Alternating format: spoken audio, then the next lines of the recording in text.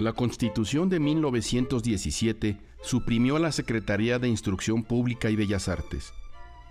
Para cumplir con la democratización de la administración educativa y con los postulados del artículo 3 constitucional, era necesaria una acción a nivel nacional, pues no bastaba con solo declarar la educación gratuita, laica y obligatoria.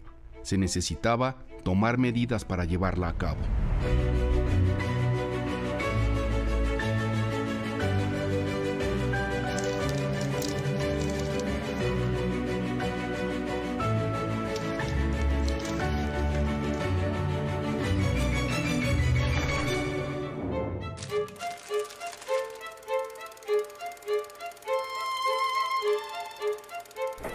Los estragos en las vías férreas causados por la revolución, la necesidad de reconstrucción de los caminos y la deuda contraída por la destrucción de propiedades estadounidenses tras los conflictos armados tuvieron un gran peso sobre la economía mexicana y mermaron los recursos destinados para la educación.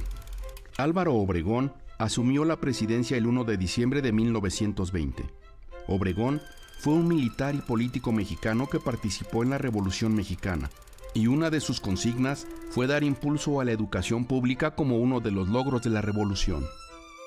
El 22 de octubre de 1920, la propuesta para crear la SEP fue enviada de manera oficial a los legisladores, la cual incluía una exposición de motivos escrita por José Vasconcelos, entonces director del Departamento Universitario y de Bellas Artes. El 1 de abril de 1921 se funda la revista El Maestro, revista de cultura nacional por iniciativa de José Vasconcelos. Con un tiraje de 60,000 ejemplares, la revista se distribuyó por todas las escuelas del país, con el propósito de ofrecer a los profesores artículos, datos, recursos y todo tipo de materiales que apoyaran su labor. En el primer número de la revista, José Vasconcelos asentó el propósito de su publicación. Se funda esta revista con el propósito de difundir conocimientos útiles entre toda la población de la República. Nuestras columnas serán una tribuna libre y gratuita para todas las ideas nobles y provechosas, y en ningún caso estarán al servicio ni de un partido ni de un grupo, sino al servicio del país entero. Es de los pocos del Ateneo que tiene intereses políticos. Se afilia al maderismo, es un colaborador cercano de Madero. Madero sobre todo le encarga la vinculación con los intelectuales, el Ateneo de la Juventud maderista, encabezado por José Vasconcelos. Viene el golpe de Huerta, viene el triunfo de la Revolución y Carranza lo hizo director de la Escuela Nacional Preparatoria. Luego peleó con Carranza porque Vasconcelos era intenso, era apasionado. Meses después, secretario de Instrucción con el gobierno de la Convención. Es derrotado, se va al exilio y regresa con los sonorenses, regresa con Obregón para plasmar su proyecto educativo. ¿Qué otro miembro de la Revolución tenía una experiencia y un conocimiento del sector educativo como Vasconcelos? Nadie. ¿Quién podía ser el líder de ese proyecto educativo con esa personalidad arrolladora que tenía? Solo Vasconcelos. El 25 de julio de 1921, el presidente Álvaro Obregón envía la iniciativa para la creación de la Secretaría de Educación Pública. José Vasconcelos y Álvaro Obregón impulsan la creación de la Secretaría de Educación Pública. No es una continuación de la Secretaría de Instrucción Pública de Justo Sierra, es una nueva visión de la educación. ¿En qué consiste esta nueva visión? Que la educación es superior a la instrucción. La instrucción es lo meramente docente, lo meramente pedagógico, lo meramente escolar. Educación incluye cultura, incluye arte, incluye compromiso social, incluye compromiso moral, incluye compromiso político. Eso es lo que entiende José Vasconcelos por educación. En agosto de 1921, y después del decreto para la creación de la SEP, el debate en la Cámara de Diputados ocurrió como fue estenografiado en el Diario de los Debates de la Cámara de Diputados del Congreso de los Estados Unidos Mexicanos. El problema de educación pública en México, señores, está estrictamente de acuerdo con los grandes problemas que nos agitan en estos momentos. Si por medio de una legislación adecuada no se consagran las grandes aspiraciones, todo esto quedará en la categoría de algo vago e indeciso que no llegó a cristalizar. Las ideas sociales de nuestros tiempos son claras, son ideas a las que por más que se les quieran acumular una infinidad de tendencias más o menos sombrías, no tienen nada de esto. Muy por el contrario, se trata sencillamente de que la mayoría de una nación goce de las conquistas de la civilización. Se trata de que la educación vaya siendo cada vez más extensiva, que ya no sea una limitación de determinado número de elegidos. Se trata de una labor intensa en pro de la difusión de conocimientos útiles y necesarios para luchar por el mejoramiento físico, moral e intelectual de nuestro pueblo. Se debe tratar, por todos los medios, de hacer llegar las luces de los conocimientos, de la educación y de la cultura elemental al mayor número de ciudadanos posibles. Se tratará de la difusión de los medios de cultura estética. Este es un capítulo para el cual se recurrirá a los espectáculos, a las exposiciones ambulantes, a las conferencias sobre asuntos de interés del pueblo. Se recurrirá a las exhibiciones cinematográficas, a los conciertos musicales, a fin de que por estos medios el pueblo se libre y tenga un recurso más para librarse de los vicios que a cada momento lo asedian en nuestra actual organización social. Y sobre todo, se procurará despertar en nuestro pueblo el instinto de lo bello, el amor por la idea estética, que es una de las cosas que con seguridad darán grandes resultados, porque es bien sabido de todos ustedes que nuestro pueblo tiene admirables y grandes dotes, y grandes facultades para asimilar, para sentir, para crear y para interpretar lo bello.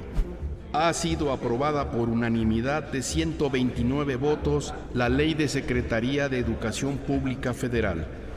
Pasa al Senado para los efectos de ley y que la comisión correspondiente lleve la susodicha ley al Senado.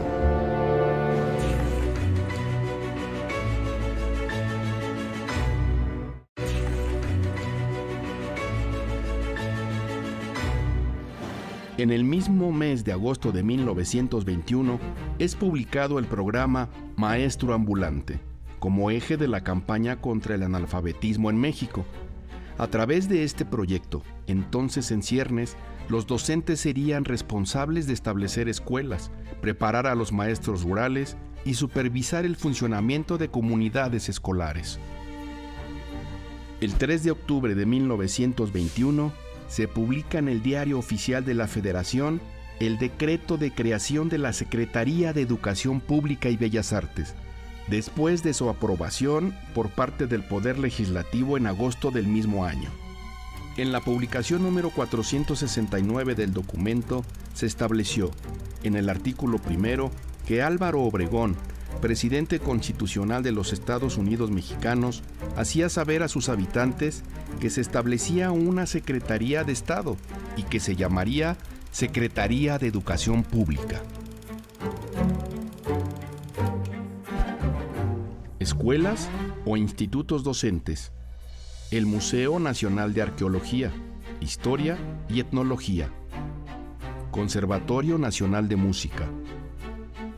Academias e institutos de bellas artes que con recursos de la Federación se organicen en los estados.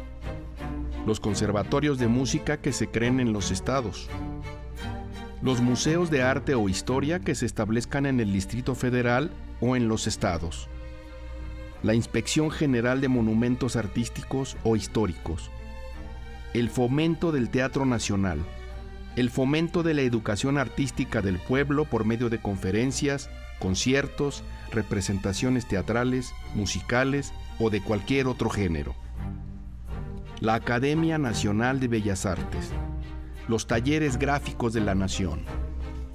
La propiedad literaria, dramática y artística. La exposición de obras de arte y la propaganda cultural por medio del cinematógrafo y todos los demás medios similares. Las representaciones y concursos teatrales, artísticos o culturales en cualquier parte del país. Los pensionados al extranjero. En el segundo artículo, decretó y estableció las facultades y dependencias de la Secretaría. La Universidad Nacional de México, con todas sus dependencias actuales, la Escuela Nacional Preparatoria, las extensiones universitarias, la Dirección de Educación Primaria y Normal, todas las escuelas oficiales, primarias, secundarias y jardines de niños del Distrito Federal y territorios, sostenidos por la Federación, la Escuela Superior de Comercio y Administración, el Departamento de Biblioteca y Archivo, el Departamento Escolar, el Departamento de Educación y Cultura para la Raza Indígena, el Departamento de Bellas Artes, las escuelas o institutos docentes que en lo sucesivo se funden con recursos federales, el Museo Nacional de Arqueología, Historia y Etnología, el Conservatorio Nacional de Música, las academias e institutos de bellas artes que con recursos de la Federación se organicen en los estados, los conservatorios de música que se creen en los estados con fondos federales, los museos de arte o historia que se establezcan ya sea en el Distrito Federal o en los estados con fondos federales, la Inspección General de Monumentos Artísticos o Históricos, el fomento del Teatro Nacional, en general, el fomento de la educación artística del pueblo por medio de conferencias, conciertos, representaciones teatrales, musicales o de cualquier otro género, la Academia Nacional de Bellas Artes, los talleres gráficos de la nación dependientes del Poder Ejecutivo, la propiedad literaria, dramática y artística, la exposición de obras de arte y la propaganda cultural por medio del cinematógrafo y todos los demás medios similares, las representaciones y concursos teatrales, artísticos o culturales en cualquier parte del país, los pensionados al extranjero. El 10 de octubre de 1921, José Vasconcelos es nombrado secretario de Educación por el presidente Álvaro Obregón. Toma posesión del cargo el 12 de octubre. El nombramiento de Vasconcelos es bien recibido, pues era conocida su trayectoria revolucionaria y su capacidad organizativa e intelectual y su original pensamiento filosófico. La revolución puede preparar las determinadas leyes de reglamentación de la riqueza o de organización del trabajo, pero solo los maestros pueden consumarla, infundiendo en los espíritus la noción clara de los principios, sin alianzas, con personalismos que los degradan, sin transacciones de conveniencia personal que los corrompen. Solo los maestros pueden crear esta generación salvadora, esta generación realmente revolucionaria, que ya no van a endiosar a los hombres, sino a exigir que se cumplan las leyes, que ya no van a jurar lealtad a los caudillos, sino lealtad a los principios, aun cuando por guardarlos se tenga que reñir con todos los hombres. Pensar en el nacimiento de la Secretaría de Educación Pública es pensar en José Vasconcelos y sus ideales. Vasconcelos había formado parte del Ateneo de la Juventud y su cometido era llevar su filosofía esteticista a la educación en todo México. Ya como secretario de Educación Pública, Vasconcelos emprendió la llamada Gran Cruzada contra la Ignorancia, con la que buscaba incorporar tanto a indígenas como a campesinos al proyecto de nación civilizada e infundir en ellos un pensamiento racional y práctico para terminar con el fanatismo religioso, los hábitos viciosos y llegar a un saneamiento corporal y doméstico. Una de las primeras acciones de la SEP fue la campaña nacional de alfabetización. Vasconcelos fundó el departamento de alfabetización dirigido por la profesora Eulalia Guzmán. Cuando Vasconcelos llega a la rectoría de la Universidad Nacional, 1920, desde ahí va a diseñar la SEP y va a ascender a secretario de Educación Pública. Pero desde que llega a la rectoría, le dice a los jóvenes universitarios, tenemos un compromiso con la sociedad mexicana. Tenemos un compromiso con este pueblo analfabeta, 80% de analfabetas. Entonces convocó a un gran movimiento a los estudiantes, profesores, a los familiares de los estudiantes, a las novias, a las madres, lo que fuera, para unas jornadas, unas cruzadas de alfabetización porque él estaba convencido de que sin lectores este país no iba a salir adelante. Entonces se hizo un programa de alfabetización tremendo, pero con falta de experiencia, pues ninguno era instructor de analfabetas, se carecía de los recursos tecnológicos, los cuadernos, las cartillas, en fin.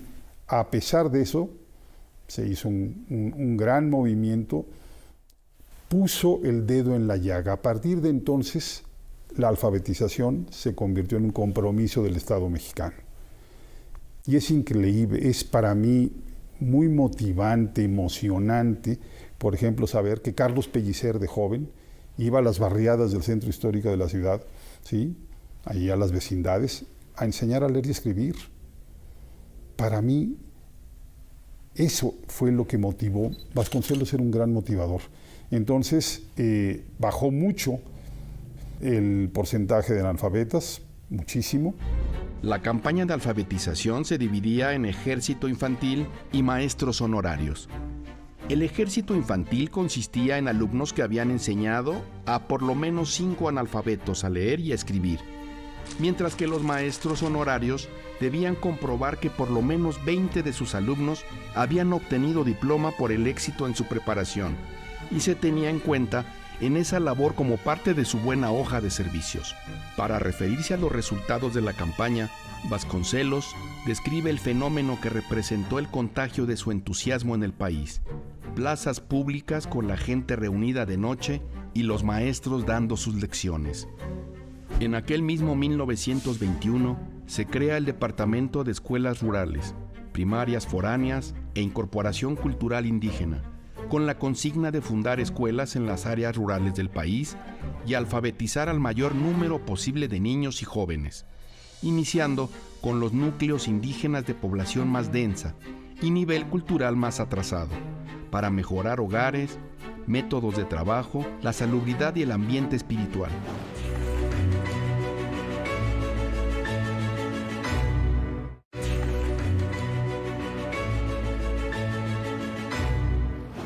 El 9 de julio de 1922 se inaugura el edificio sede de la SEP. El terreno elegido correspondía al construido originalmente para el convento de la Encarnación.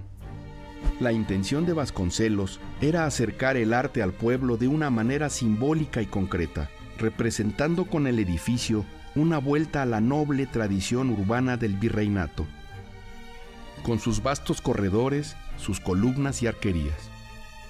La remodelación para el edificio de la Secretaría se haría siguiendo el estilo con el que se construyó originalmente el convento, es decir, el del Renacimiento español de la colonia. Este edificio ha sido catalogado dentro de la arquitectura nacionalista y es considerado el mejor legado arquitectónico de su tiempo, junto con el Estadio Nacional.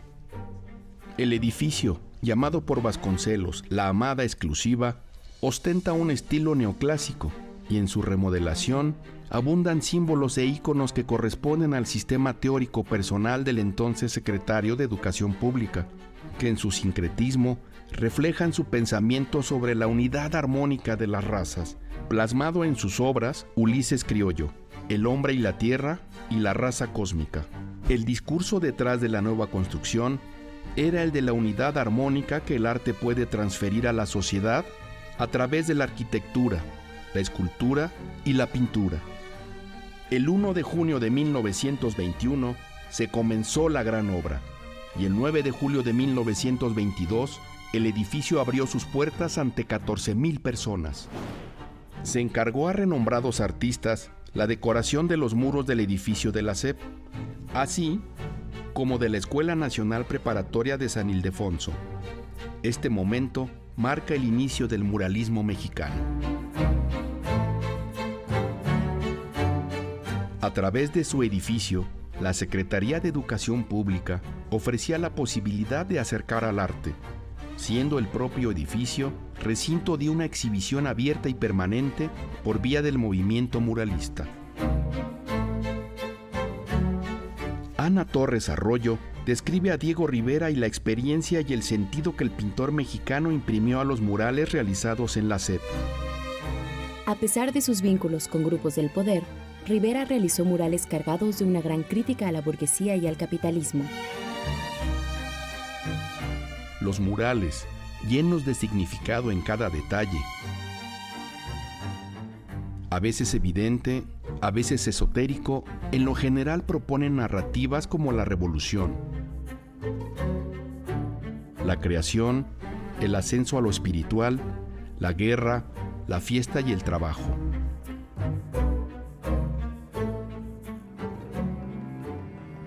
Así como la oposición de fuerzas opuestas, lo natural frente a lo moderno, la lucha de clases, la muerte y la vida, el nuevo mundo frente al viejo mundo.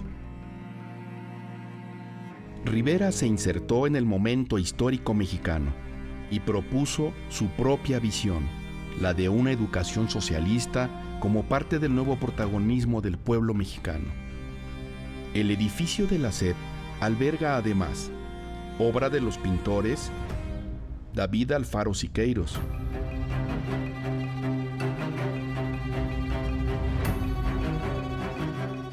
Javier Guerrero, Jean Charlotte, Amado de la Cueva, Carlos Mérida, Roberto Montenegro, así como de los escultores Ignacio Asúnzolo y Manuel Centurión. La cuarta línea de acción de la SEP se encargaría de la alfabetización del país. El Departamento de Escuelas Rurales, Primarias Foráneas e Incorporación Cultural Indígena, desde su creación en 1921, se propuso fundar escuelas en las áreas rurales del país, también con la finalidad de alfabetizar al mayor número posible de niños y jóvenes. Se iniciaba por jerarquizar los núcleos indígenas de población más densa y nivel cultural más atrasado. Desde 1922 se buscó establecer escuelas rurales en zonas indígenas, y en este respecto se hizo a través del Departamento de Educación y Cultura para la Raza Indígena, después de una búsqueda en el país de lugares donde se necesitaran. Ya desde entonces se contaba con cerca de 100 de maestros misioneros, recorriendo el país para establecer las misiones y los institutos sociales. José Antonio Carranza Palacios detalla: para llevar la educación hacia las comunidades indígenas, Vasconcelos crea las misiones culturales aumentando la cantidad de maestros, alumnos y edificios escolares casi en 50%, y diseña la estructura de la Secretaría de Educación, integrada por 3 grandes áreas: escuelas, bibliotecas y bellas artes. Con el objetivo de integrar a los jóvenes indígenas con el desarrollo moderno del país, se crea la Casa del Estudiante Indígena en México. El proyecto cultural humanista de Vasconcelos, que buscaba dar acceso a la literatura universal a toda la población, fomentar el arte y las humanidades, crear bibliotecas públicas en todos los municipios del país y un departamento de bellas artes. Desde 1922, las labores de los misioneros cambiaron para hacerse de una manera más formal. En octubre del mismo año, el jefe del departamento escolar, Roberto Medellín, convocó al primer curso de orientación para maestros rurales que se llevó a cabo en la Escuela de Agricultura de San Jacinto, en la Ciudad de México, al que asistieron cerca de 400 maestros. Con la Normal de San Antonio de la Cal, en Oaxaca, se prepararía a los maestros que trabajarían en las escuelas rurales. Se recibían alumnos mayores de 15 años y alumnas mayores de 14, que al ingresar supieran leer, escribir y calcular. La carrera duraría 4 semestres y al finalizar se les daría un diploma. Poco a poco, este tipo de escuelas se empezaron a fundar en todo el país. Sin embargo, la mayoría de los maestros rurales no había asistido a estas escuelas normales, y muchos ni siquiera habían concluido la educación primaria, por lo que para darles una mejor capacitación se utilizaron las misiones culturales. El 17 de octubre de 1923 se expide el Plan de las Misiones Federales de Educación. Las misiones son formadas por maestros rurales, a fin de instruir a los estudiantes de comunidades campesinas en diversas técnicas y conocimientos, como lectura, escritura, operaciones matemáticas, jabonería y perfumería, agricultura, curtiduría y educación física, e incluía un programa de vacunación. La primera experiencia se realiza en el estado de Hidalgo. Como estrategia editorial y literaria, se pusieron al alcance de la población, principalmente niños, jóvenes y maestros, obras de literatura mexicanas y universales. Se creó la revista El Sembrador y la Biblioteca del Maestro Rural Mexicano, así como series de lecturas. Vasconcelos tenía la idea de que se fundara una biblioteca pública en cada municipio del país y un departamento de Bellas Artes, encargado de difundir el arte y la cultura. Vasconcelos tenía una formación absolutamente espléndida, tanto en su, etapa como estudiante en la preparatoria en jurisprudencia, como su educación extraescolar complementaria, el Ateneo de la Juventud. Fue lector desde niño. Él recuerda que su madre lo impulsaba a la lectura. Entonces, Vasconcelos, si bien impulsa este arte nacional, por otro lado dice, México tiene tanto derecho a ser occidental y a mantener su propia cultura como cualquier país. Entonces él impulsó la serie de los clásicos, donde están los griegos, donde está Dante, donde están los evangelios, por cierto. Vasconcelos era creyente, además los evangelios es un texto lindísimo de ética, no lo consideremos como un texto religioso. Está Tolstoy, está Goethe, o sea, ese era el proyecto educativo de Vasconcelos. También hay cultura oriental. En Vasconcelos ya había esa llamarada, esa antorcha para ver al otro lado de la cultura. Editó unas lecturas clásicos para niños, con trozos de literatura del mundo entero.